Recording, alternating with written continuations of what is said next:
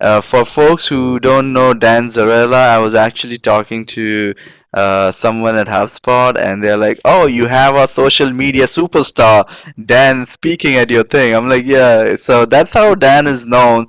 But Dan is also a social media scientist, and he works with HubSpot. So Dan, you've done this many times with us, and once again, great to have you do this keynote session for Instant E-Training. So welcome. It's all yours. Awesome. Thank you. Thanks for having me. So, as Bob said, I call myself a social media scientist. That's my official title actually at HubSpot. And the reason that I do that is because I go to a lot of marketing conferences, I read a lot of marketing books and blogs, and I hear a lot of advice that is, well, for lack of a better word, unicorns and rainbows, right? It's a lot of stuff like engage in the conversation and love your followers and be awesome, which is my favorite unicorns and rainbows advice, right? Because how many of us are actively trying to not be awesome? It's silly. It's like, oh, I was going to be unawesome, but then you told me to be awesome, so now I'm going to completely.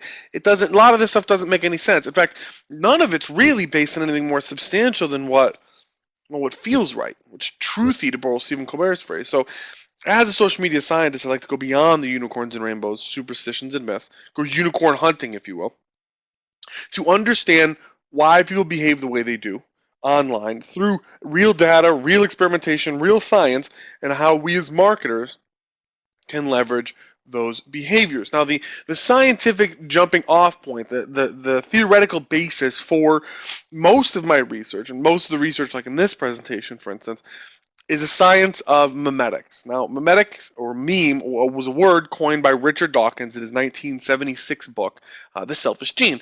And in the book, beyond the concept of meme, he talks about how biological genes spread not because they're good for their hosts, but they spread and they survive and they replicate because they're good at spreading, surviving, and replicating. They're selfish. So he takes a gene's eye view of the world, meaning he takes a view of the world that is through a gene's ability to spread itself. The same thing is true for ideas, for memes. They do not spread because they're good. They were for you, right? They spread because they're good at spreading. So that's the first myth I really want to tackle here is that ideas spread because they're good, right? Now let's just think about that for a second. I've sat in a lot of conference rooms, in a lot of meetings with marketers who should know better, and I've had a lot of conversations that will start with they're frustrating conversations, but they'll start with something like, "Well, let's make something viral. Let's make a viral video." Or something along those lines. And that's a great conversation to have because I like things that go viral and um, I think viral is a good goal to attain or to strive for. I think it's something you can attain. You can work towards it.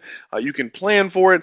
The problem is when you ask people what makes something viral, right? You sent me a video this morning. It's my imaginary colleague. I'm saying, why did you send it to me?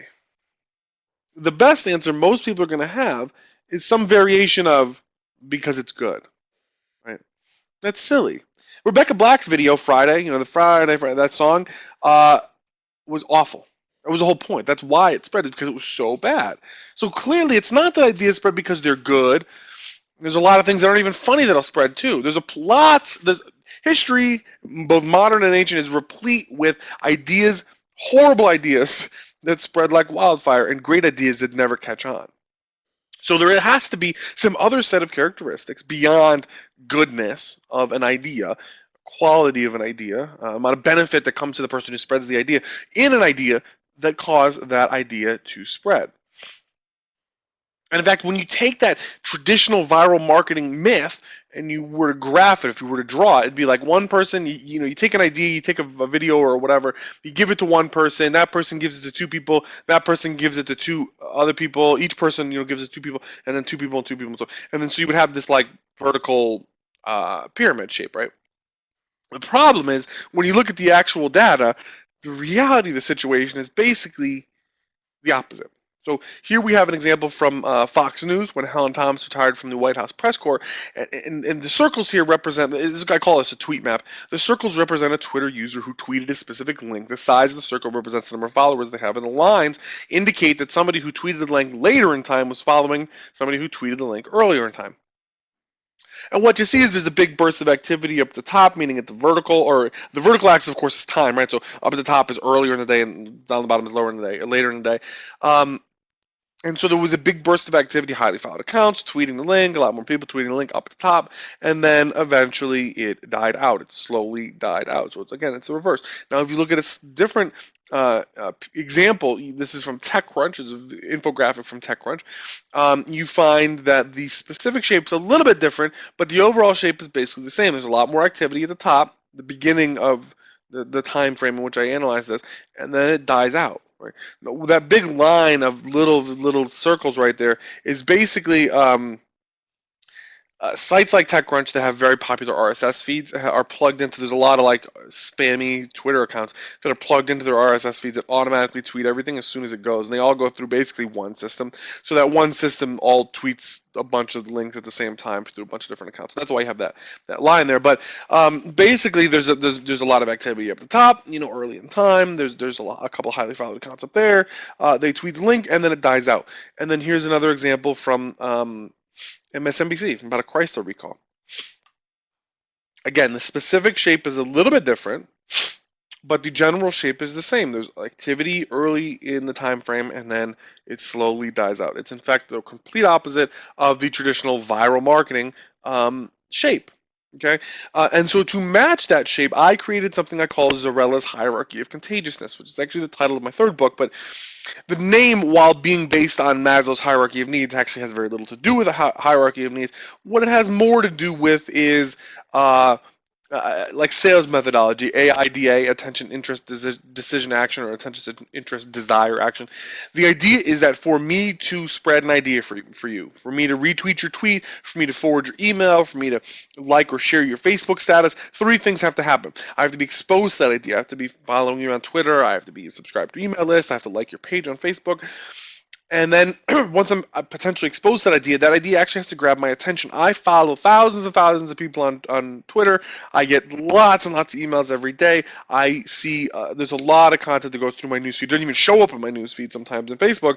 So something about that idea, be it timing, be it content, whatever it is, actually has to catch my attention. I have to see the email and open it and read it. I have to actually read the tweet. I have to actually have that Facebook status appear in my newsfeed, and then I have to actually read it. And then once that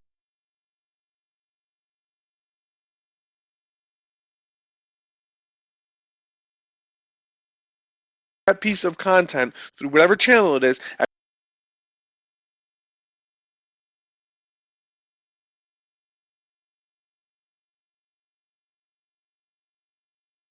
actually I'm exposed to it, it grabs my attention, I have to actually be motivated by it to share the idea. So something in that tweet has to make me want to tweet your retweet you. Something in that email has to make me want to forward it.